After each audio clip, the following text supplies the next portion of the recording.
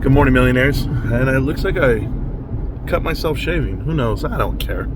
I got a lot going on. So, Black Friday, people waiting outside of GameStop. I'm excited about that. Getting your Willy Wonka tickets if you can on the Power Packs. Other people buying Pokemon cards and doing the thing. All the Black Friday sales, get down to GameStop if you can, obviously. But, this market. So, you're on a half day today. Short day on the market.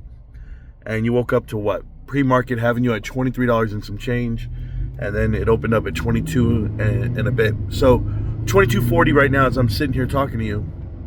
And remember what I told you last week when it was at $19 and $20. I said the condition of your heart and your mind is I had to buy it at $20.10 rather than $20.60. And you're like, I missed out, or maybe you were trying to leverage it or trying to get in at this, but it doesn't matter. $20.60s and $20.10s, it doesn't matter. You're already at 22 something and you're going to keep going.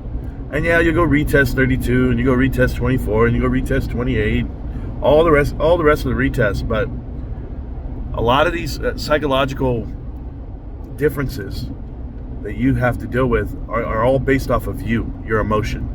Because a lot of us who've been here for 5 years, we don't care. We look at the price, we're like, that's cool, it went up, but doesn't matter.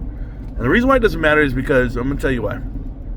Because the price is moving off of nothing, right? Absolutely nothing.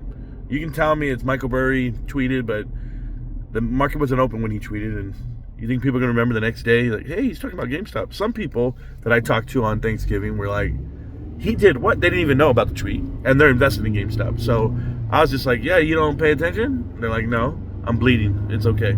Little trickle don't matter. But here's my thing. If you don't pay attention to tweets and you don't pay attention to charts and you just want the nuts, right? They're like I do. All I want is the earnings report to be better. But I'll tell you what's going to trigger me to know that this stock is going up and I care and I want to focus is when everyone starts talking about it. No one. They're not allowed to talk about it, right? But one day, soon, I'm going for March. I know it's right now. We might be a little early, which I'm okay with being early. Damn, blood won't stop. But I'm going for March because in March, we have a full year now, a proven track record. Like when you do things, like right now, we have a lagging quarter three. Like this last quarter that we're about to report on, last year only generated $17 million of profit.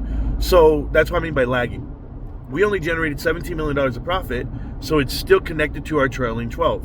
It's the last quarter of our trailing 12, but it hasn't seen the improvements of the cash on hand, the interest generated, and the better operations. That you have not seen. So the one thing that's masking it is going to be the Bitcoin drop, the Bitcoin unrealized gains drop. Okay, I get it. That might be $20 million, but remember, we were plus 17 million.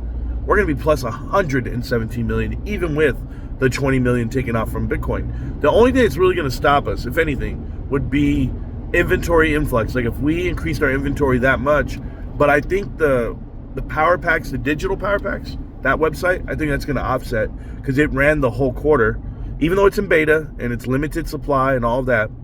It ran in beta for the whole quarter. Now, quarter four, and that was November started, you saw GameStop unload all 4 tiers in the digital power packs. So they did baseball, basketball, football, and Pokemon. Now you're getting a full 3 months of that for this quarter 4. So every quarter is improving and getting better as a business. That's what I see. And now next year, when you're annualizing numbers and we go to quarter 1, right? What are you going to see? You're going to see Canada taking off the sheet so that one-time adjusted asset adjustment price where we actually lost 35.5 on the asset write-down, 35.5 million will not be there. We'll also have interest gained of an additional $30 million a quarter. So you're going to get to add $30 million and $35.5 million on top of the better margins and the power packs that didn't exist last year. So GameStop going from $40 million of profit or 38.7 or whatever the hell the number was, you get to add 40 on top of that, which is going to be, they're going to put you at 80, right? You get to, 35.5, I would just be exact numbers. And then you get to go ahead and add an additional interest of 30. So you're already looking at $65 million on top of that 34. That puts you at $100 million for the quarter one. Then you add in whatever Bitcoin goes up, because we didn't have Bitcoin at that time last year as well. So Bitcoin gets to go on the sheet. And additionally, let's see, what else can you do? Well, Power Packs. Power Packs is going to be running a full quarter strong with all 4 phases. So I would tell you our margins are going to be great. Inventory is going to be awesome. And this is what you look at. So where are we at? We're a lot higher than the $34 million of profit, aren't we? Or $38 million of profit, whatever we made that first quarter. So whatever we're doing last year, quarter one, we're going to be doing it better with another $100 million under our belt. And so your trailing 12 is going to go up $100 million. Then you have the second quarter, you get to do it again. Third quarter, you get to do it again. Fourth quarter, you get to do it again. Now you annualize on every program, everything. And we still don't know what GameStop has planned for the future.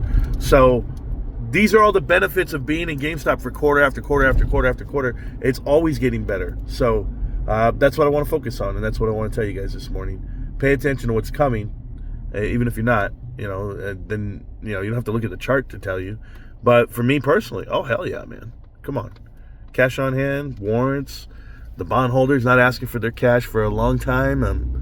Who knows what's going to happen with this stock. I just know that it's up and to the right every time. All right, I'm going to take off. It's Black Friday.